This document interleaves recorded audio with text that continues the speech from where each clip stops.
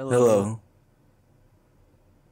We have gotten so comfortable to the point where I begin to question whether or not we have strived too far from what we are. Comfortability has been a problem that, to me, has been present ever since we've created all these fancy things that allow us to live like kings. If you really think about it, we really do live like kings, especially when you compare yourself to the average caveman. You're going to see a lot of differences. We have AC systems, we have beds, we have cars, we have TikToks, we have all of this entertainment, all this comfort, all these things that keep us safe.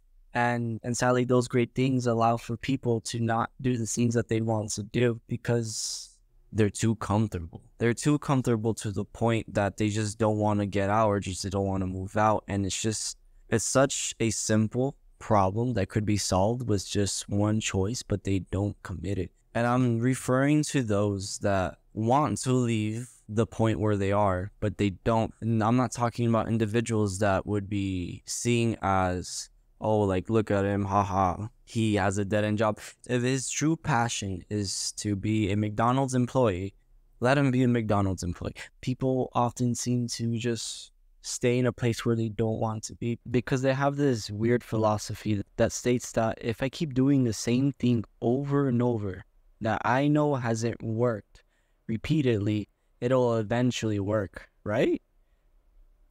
No, whatever you think that you can do, you can. The only thing that it's going to take is just a little discomfort, and for some people, that's a little too much. Staying comfortable only kills the human spirit. Staying comfortable is the killer of the human spirit. And I feel like one of the primary things that separates us from animals is the human spirit. I mean, it's an innate. There's no such thing as the lion spirit, the ant spirit. It's the human spirit because we're just that cool. Yes, we have intelligence. Yes, we have teamwork, but we have the human spirit. That's the thing that really makes us shine, really. It's what makes us do the things that we want to do just for the sake of doing them.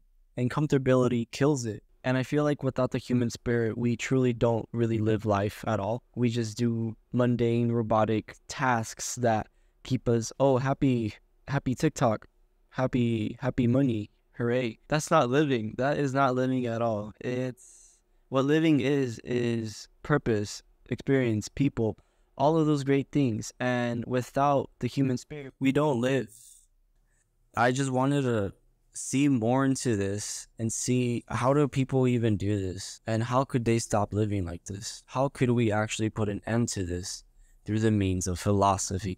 And I came to the obvious realization that it's not the fact that we've done all these things. It's not the things that we've created that created the problem that we currently have. It's just a mental thing that most of us could just conquer with just a simple appliance of two philosophies in which I found if you really took these two philosophies in which I'm about to share with you into practice, you will both live a developmental and enjoyable life because those are two things that we really have to balance. I feel like most of us just hinge more on the enjoyance of life. I mean, yes, we're meant to enjoy, but at the same time, we're not meant to rot away in places that we don't want to be. One thing I would say that would be actually good from the actual comfortable ambassador would be the fact that they just live day by day. Although that's not good at all, what I'm trying to say is that they live in the present moment. Living day by day is probably the worst thing you could do, which probably leads to the fact of you even living where you don't want to be because you're so fixated in the present that you don't think about the bigger picture. You don't think about your goals. You're not going to actually know your goals. You're not going to know what to do. And you're just going to be so trapped in this linear way of thinking that this is where I am, this is where I shall stay, which is not true at all. Now, on the other hand, we have people thinking about the bigger picture, whether it be a lot or all the time. They often do get consumed by it and often just get very overwhelmed and they just don't end up going forward. They just get, wow, like, so much this, so much future, so much things to do. I have to do this to get where I want to go. And it just becomes a battle between yourself and yourself. It's just a battle between yourself. I feel like To combat that battle, we have to live in the present moment. And a philosophy I would like to introduce to you is Wie. It's not Wie. Hold on. Okay. It's Wu Wie. Wu Wie talks about flow. Wu Wie originated from ancient China around the 4th and 3rd centuries BCE, and it describes life as a river. Life is just a river that keeps going and just keeps going, and you should just go with the current. You should just go with the flow.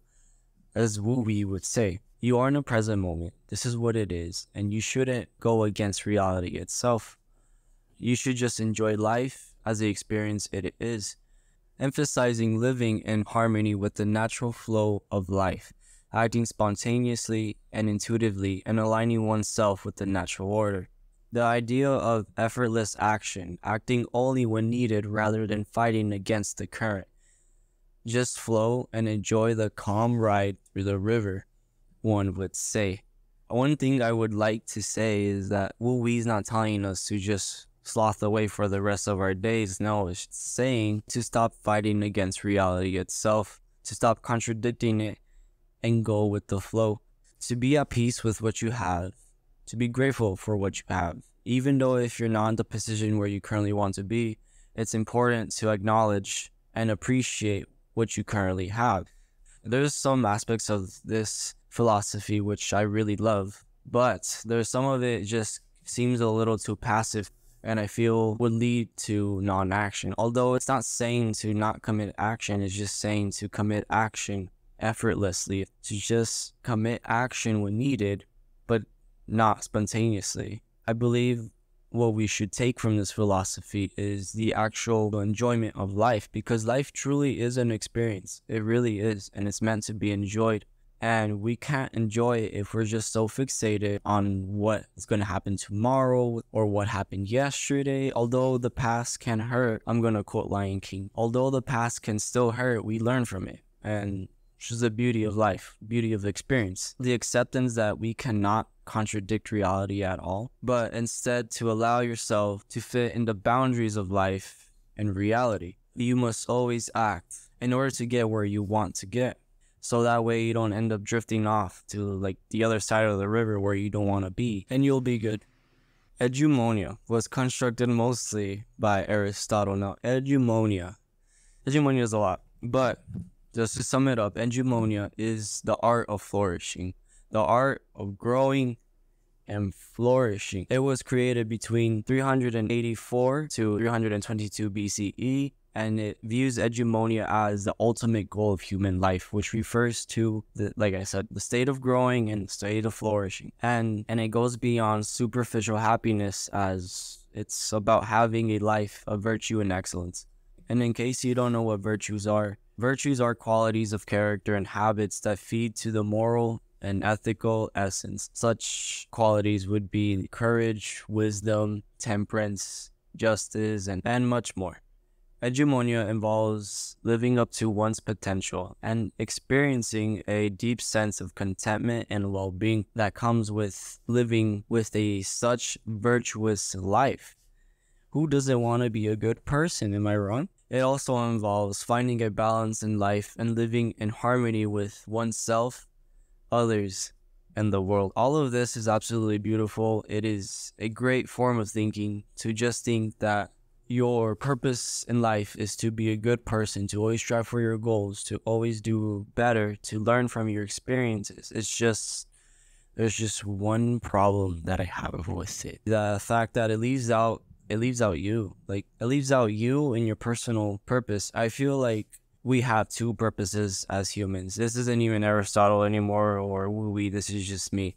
We have two purposes. One being to be a good human, a human with good qualities, virtues, in which we have shaped and gathered through just experience itself. Yes, we will have bad experiences, but those bad experiences are the times where we shape ourselves and better ourselves. And now, as an individual, I believe that your personal purpose is different. Your purpose can be anything. Your purpose should be something that you chose to pursue, something that actually gives you purpose. I mean, I'm not going to sit here and tell you how to find your purpose because I don't know how I found mine to be. I don't know how, Or I didn't make this video for that reason, but I just wanted to say that your purpose should be something that isn't selfish. Now, your purpose should be something that gives rather than just gain. I mean, like, yeah, like, it's cool to be rich. It's cool to, like, have all these things, but does that actually give you purpose? Purpose is something for the greater good, something that you devote yourself for the greater good. Whether that be the greater good of humanity, the greater good of your bloodline, the greater good of for your son, for your dog, it doesn't matter as long as it's not selfish. I believe that we should strive to, one, become a better person through the means of eudaimonia. Number two, go and do your purpose because it's what you want to do. And you matter. You fucking matter. We should always be present and experience life as how it was meant to, through the means of flow, a wee woo. Going back to our double purposes, the purpose of a human, just building up your virtuous qualities, will help you and basically become like a tool set for your future endeavors or your actual purpose. In order to do the things you want to do, whatever it may be, you need the qualities that you have developed to do what you actually want to do. Whether that be courage, kindness, justice, all of it is necessary no matter what you do. It's kind of like getting a degree in college. It's like you gotta do your basics first, and then you could actually do the stuff that you want to do. In this case, being a good human would be the basics. And then after that, you start using what you have learned in your basics. Although you're not always going to use your basics, you will at some point use your basics at least one point in your life. And it'll help you. It'll help you pursue your major, the major that you chose, that is according to you. It's something that you want to do. And I feel like that's what most people don't understand. It's what do they want to do. And I feel like a lot of people just lack that, the sense of purpose or the sense to actually commit that purpose. Like I said, life is beautiful and we only have one life. We really do. I don't know if that was flash news to you, but we just have one life. And the fact that you even exist is just, it's a 1 in quintillion chance, and you're just not going to get that chance again. So it's really up to you, to be honest. It's really up to you if you just want to waste this chance that you have, this chance of actually living, and waste it on someone else's dream or spend it on yours. It's just as simple as it is. It's a matter of choice. And I really hope what I've shared to you today will help you partake in whatever lingers on in your mind at 3 a.m. That one goal you want to do, that one thing you want to do, that purpose, that thing you want to dedicate to your life to. Do it. Please, I just want to see those giant triangles again. Those things are inspiring. The Leaning Tower of Pisa, inspiring. Just everything before the 1950s is inspiring. Also, not all of it.